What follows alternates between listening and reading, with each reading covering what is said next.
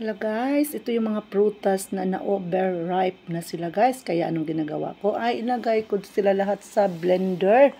Siyempre guys, no? At nilagyan ko sila ng fresh milk guys. Hindi ko na sila nilagyan ng sugar. Okay, tapos syempre, nag-prepare ako ng pitzel guys para ilagay ko dyan. Syempre guys, kasi gusto ko yung makuha yung ano guys, yung i-shred ko siya guys. Tanggalin ko yung mga seeds at saka syempre ng balat guys, no. Kailangan mo talaga siyang ano guys, kung ano pa yung salain, oh, 'di ba? Isala mo siya guys, no, para makuha yung juice lang talaga yun ang kunin mo diyan guys.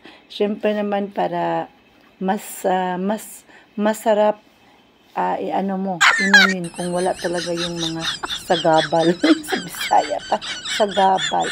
O di ba guys, walang ano. O yan guys, ano ako, prepare ako ng lagyan guys, no? Yung ano din yan, yung fresh sa juice din yan guys, no? Yung bote ng juice din yan. Nilagay ko dyan guys. At syempre, meron din sa akin guys. O inumin ko na yun. O tingnan nyo guys. O, ang sarap-sarap guys. Yum yum. Thanks for watching.